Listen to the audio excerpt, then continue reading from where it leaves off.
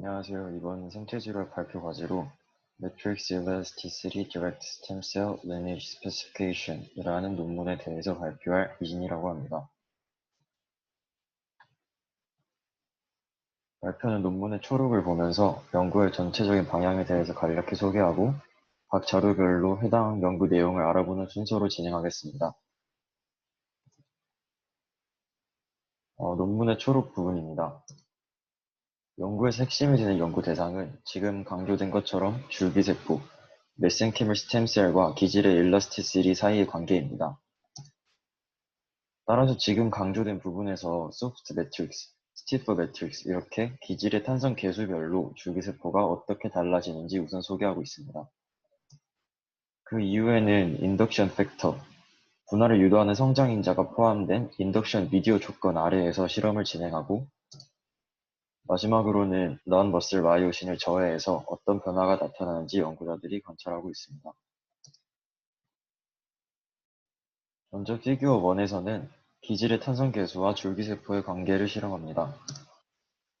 한마디로 정리하면 줄기세포가 각각의 조직으로 분화하기 위한 기질의 탄성 계수가 다르다는 것인데 실험 결과에 따르면 뇌와 같은 신경세포는 기질 탄성 계수가 1kPa 정도일 때 근육세포는 약 10kPa 그리고 뒤에서는 약 30kPa 정도라고 나오지만 어쨌든 굉장히 스티프한 기질에서 뼈세포로 분화합니다.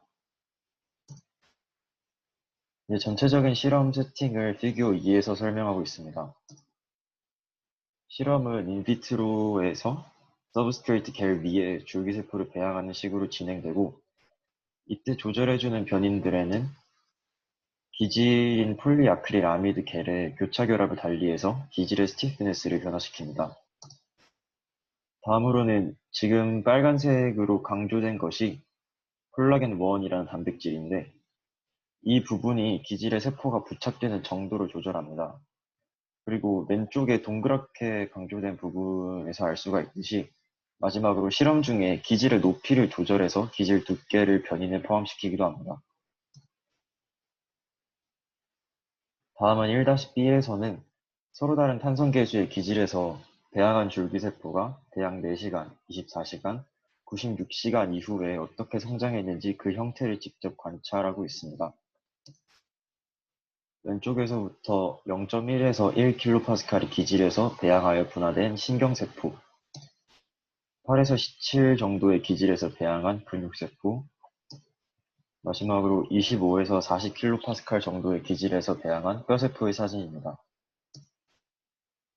사진에서 직접 확인할 수가 있듯이 배양 초기에는 작고 둥글기만 하지만 시간이 지나서 96시간이 지났을 때에는 세포의 종류에 따라서 가지를 뻗고 방추형 혹은 다각형의 형태를 보이고 있습니다. 뻗은 가지나 방추형의 세포 형태를 그래프로 정리한 부분입니다. 지금 노란색으로 강조된 부분에서 알 수가 있듯이 기질 탄성계수가 0.1에서 1kPa 정도인 구간에서는 줄기세포와 뉴런과 비슷하게 많은 가지를 뻗었습니다. 즉 0.1에서 1kPa 정도의 기질에서 줄기세포는 신경세포로 분화한다는 것입니다. 마찬가지로 아래 그래프에서 주황색으로 강조된 부분을 보면 10kPa 정도의 기질에서 분화된 줄기세포는 근육과 유사한 수준으로 방추형의 세포가 잘 관찰된 것을 지금 확인할 수가 있습니다. 따라서 10kPa의 기질 조건에서는 줄기세포가 근육세포로 분화한다는 사실을 알 수가 있습니다. 여기서 추가적으로 눈여겨볼 부분이 지금 빨갛게 강조된 부분처럼 기질의 탄성계수와 무관하게 블레비스타틴이라는 물질을 처리한 경우 분화가 저해되었다는 점입니다. 이 블레비스타틴에 대해서 간단히 알아보면 사진에서 강조된 부분처럼 마이오신을 억제해서 수축을 방해하는 작용을 이 약물이 하는데 최종적으로는 줄기세포가 기질을 인식하는 것을 방해합니다. 따라서 앞서 줄기세포가 기질을 인식하지 못하고 분화하지 못하게 된 것입니다. 이제 외관의 형태 다음으로 1-C에서는 mRNA, 그러니까 유전자 단계에서 줄기세포의 분화 양상을 살펴보겠습니다. 왼쪽부터 순서대로 신경, 근육, 뼈와 관련된 유전자들을 나열한 것인데 지금 위에 노란색 박스로 강조된 부분처럼 기질의 탄성계수별로 각각 해당되는 유전자들이 빨갛게 강하게 발현되는 것을 확인할 수가 있습니다. 지금 주황색으로 강조된 부분은 블레비스타틴을 처리한 이후에 유전자의 발현 양상인데 확실히 유전자가 약하게 발현된 것을 확인할 수가 있습니다. 즉, 약품을 처리한 결과 분화가 제대로 이루어지지 않았다는 것을 의미합니다. 즉, 피규어 1의 결론은 기질의 스티프니스에 따라 줄기세포 유전자 발현 양상이 달라진다는 사실입니다. 다음 피규어 2에서도 같은 내용을 전달하고 있는데 피규어 1에서는 분화 결과를 유전자 수준에서 확인했다면 피규어 2에서는 이것을 단백질 수준에서 확인한다는 차이점이 있습니다. 먼저 소프트한 기질에서 줄기세포를 배양한 결과 지금 분화되어 있는 신경세포와 관련된 단백질을 확인해 보겠습니다. 2-A에서는 신경세포와 관련해서 베타3 튜블린과 NFH라는 단백질이 생성되었는지 확인합니다. 단백질을 배양하는 항체에 형광물질을 붙여서 확인하는 방식이기 때문에 사진에서 연두색으로 밝게 빛나는 부분에 단백질이 존재한다고 할 수 있습니다. 2-B의 그래프에서 배양 결과를 보게 되면 MSC는 분화 능력이 있기 때문에 지금 소프트한 기질 부분에서는 시간이 지날수록 점차 신경세포로 분화되어서 점점 더 많은 신경 관련 단백질이 생성되고 있습니다. 반면에 지금 강조된 부분처럼 스티프한 기질에서는 단백질이 잘 관찰되지 않는다는 것을 확인할 수가 있습니다. 반대로 분화 능력이 없는 섬유모세포 그래프를 보면 기질의 탄성 계수와 관계없이 신경세포로 분화되지 않았음을 알 수가 있습니다. 2-C에서 아래쪽 그래프를 먼저 보겠습니다. 앞서 언급한 튜뷸린 단백질을 포함해서 여러 신경 단백질에 대해서 형광 정도를 그래프로 나타내고 있는데 지금 노란색으로 강조된 부분에서 알 수가 있듯이 0.1에서 1kPa 정도의 기질에서 신경세포로 가장 많이 분화되었습니다. 위쪽 부분은 단백질을 웨스턴 블루팅이라는 방법으로 확인한 것인데 형광 물질을 통해서 간접적으로 존재를 확인하는 것이 아니라 실제로 단백질을 검출하는 방법입니다. 앞선 결과들과 마찬가지로 주황색 부분을 보게 되면 1kPa 이하의 범위에서 신경세포로 활발히 분화되었습니다. 여기서부터는 뼈세포와 관련된 단백질을 확인하겠습니다. 그 중에서도 오스테오블라스트에서만 생성되는 오스테오칼신이라는 단백질에 초점을 맞춰서 실험이 진행됩니다. 왼쪽 2-1을 보면 오스테오칼신이 존재하는 부위에 형광물질이 분포하는 것을 확인할 수가 있고 2-F에서는 300나노미터 정도의 두께의 기질에서 형광물질이 가장 많이 분포하는 것으로 보아 300나노미터 정도의 기질에서 줄기세포가 뼈세포로 가장 많이 분화했음을 알 수가 있습니다. 2-G가 중요한데 기질의 스티프니스와 관련해서 지금 강조된 부분처럼 30kPa 정도의 기질에서 뼈세포로 가장 잘 분화가 된 것을 확인할 수가 있습니다. 마지막으로 피규어 2의 결론을 내리자면 줄기세포는 1kPa 이하에서는 신경세포로 그리고 30kPa 정도의 기질에서는 뼈세포로 잘 분화됩니다. 피규어 3은 기질의 탄성계수와 줄기세포의 분화 결과 사이의 관계를 한번 정리하는 파트입니다. 왼편의 베타3 튜블린, YOD, CBF-알파1은 각각 신경, 근육, 뼈에서 두드러지는 단백질이고 지금 왼쪽의 1kPa 이하 기질에서는 빨간색으로 강조된 것처럼 신경세포로 분화가 되었고 10kPa 정도의 기질에서는 근육세포로 그리고 35kPa 정도의 기질에서는 뼈세포로 주로 분화됩니다. 3-B는 유전자 수준에서 분화 결과를 확인한 자료입니다. 설명에 앞서서 A에 대해서 노멀라이제이션을 한다는 것은 A의 수치를 1로 두고 실험값을 비교하는 것임을 알고 이 자료를 살펴보면 G의 근육세포인 C1, C12에 대해서 근육 관련 유전자의 발현 정도를 살펴보면 지금 위쪽에 파란색 원으로 강조된 것처럼 11kPa에서 근육 유전자가 많이 발현되었습니다. 오른쪽에서는 HFOB, 그러니까 사람의 오스테오블라스트에 대해서 뼈 유전자의 발현 정도를 본 것인데, 앞선 연구 내용들과 일치하게 34kPa의 기질에서 유전자 발현이 두드러졌습니다. 다음 3-C는 각 세포와 관련된 단백질을 형광물질을 통해서 확인한 그래프입니다. 앞서 계속 얘기해왔듯이 신경 단백질 형광은 1kPa 이하에서 근육 단백질 마이오디의 형광은 10kPa에서 뼈 단백질은 지금 주황색처럼 30kPa 정도의 기질에서 형광이 잘 나타났습니다. 또한 세포의 기질 인식을 저해하는 블레비스타틴을 처리하면 기질의 탄성 개수와 관계없이 분화가 일어나지 않았습니다. 이제 피규어 4를 보겠습니다. 이전에 피규어 3까지는 성장인자가 없는 그로스 미디어에서 실험이 진행되었다면 피규어 4는 특정 세포로의 분화를 촉진하는 성장인자가 포함된 인덕션 미디어에서 실험을 진행합니다. 슬라이드의 두 그래프를 보면 우선 위쪽은 근육 단백질 마이오 D를 그리고 아래쪽은 뼈 단백질 CBF 알파 1의 형광을 비교하고 있습니다. 따라서 위쪽은 근육으로의 분화를 촉진하는 지금 파란색으로 나타나듯이 마이오제닉 인덕션 미디어를 첨가했습니다. 이 MIM 조건의 그래프인 빈 스퀘어 그래프를 보게 되면 성장인자가 없을 때보다 실제 근육세포 그래프와 비슷하게 근육으로의 분화가 촉진되었습니다. 하지만 지금 초록색으로 강조된 부분을 보면 블레비스타틴을 첨가한 경우에는 분화가 되지 않았습니다. 아래쪽에 뼈세포로 분화되는 경우를 보면 마찬가지로 오스테오제닉 인덕션 미디어 조건의 그래프가 핵심이 됩니다.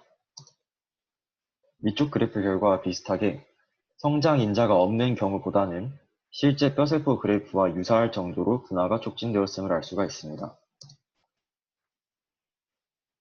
4-C에서는 형광물질이 아니라 웨스턴 블럿을 통해서 단백질을 실제로 검출했습니다. 맨편의 컨트롤 셀이란 앞서 4-B에서의 C2C12처럼 실제 세포를 뜻하고 지금 가운데 부분이 지금 강조된 것처럼 성장인자가 첨가된 케이스입니다. 눈여겨보아야 할 부분만 보면 지금 네모로 강조된 부분은 근육으로 분화가 잘 되는 11kPa 기질 조건 하에서 근육 단백질 생성을 비교한 것인데 확실히 성장인자가 존재하는 경우에 더 많은 마이오디가 검출되었습니다. 비슷하게 뼈로 분화가 잘 되는 34kPa 기질에서 뼈 단백질의 생성을 비교해보면 지금 가운데 성장인자가 추가된 경우에 마찬가지로 더 단백질이 많이 검출되었음을 알 수가 있습니다. 4-D와 2의 실험 설정을 한번 살펴보겠습니다. 우선은 신경세포로 분화되도록 그로스 미디어 조건 하에서 1kPa 기질의 줄기세포를 배양하고 그리고 배양 1주 뒤와 3주 뒤에 미디어를 이제 인덕션 미디어로 교체해 줍니다. 이때 인덕션 미디어로 마이오제닉과 오스테오제닉 미디어 두 종류를 사용합니다. 먼저 마이오제닉 미디어로 바꿔준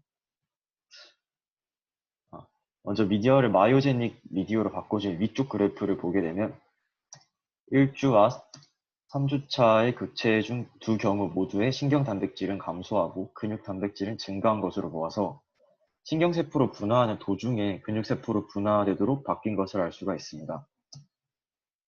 마찬가지로 아래쪽 오스테오제닉 미디어로 바꿔준 경우에도 지금 보이는 것처럼 1주차와 3주차 모두에 뼈세포로의 분화가 진행된 것을 볼 수가 있습니다. 이때 눈여겨볼 점이 위아래 그래프 모두 1주차에 지금 노란색으로 강조되어 있는 것처럼 1주차 인덕션 미디어로 일찍 바꿔준 경우에 각각 근육세포와 뼈세포로 더 많이 분화되었다는 점입니다. 즉 배양 초반에는 원래 세포가 아닌 다른 세포로 분화가 원활하지만 이후 시간이 지나면 원래 세포대로 분화가 반영구적으로 완료되었기 때문에 다른 세포로 유도가 잘 되지 않습니다. 피규어 5에서는 인덕션 미디어에서의 마이오신을 보겠습니다.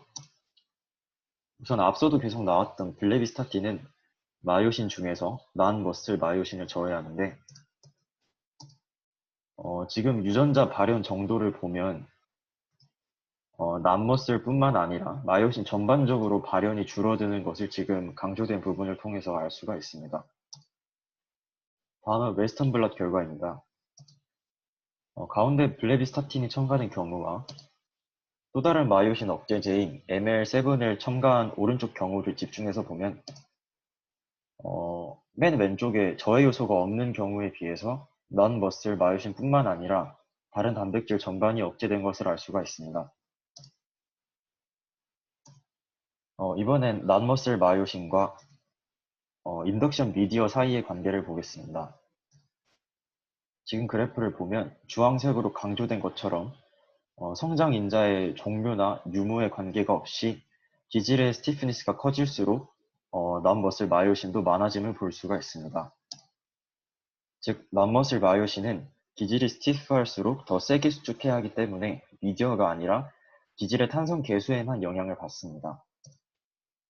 그리고 자료에서 추가적으로 지금 오른쪽에 나와 있는 것처럼 11kPa에서 근육으로 분화된 경우에는 스트리에이션이 나타나지만 34kPa에서 뼈로 분화될 때에는 스트라이에이션이 나타나지 않는 것도 추가로 확인할 수가 있습니다.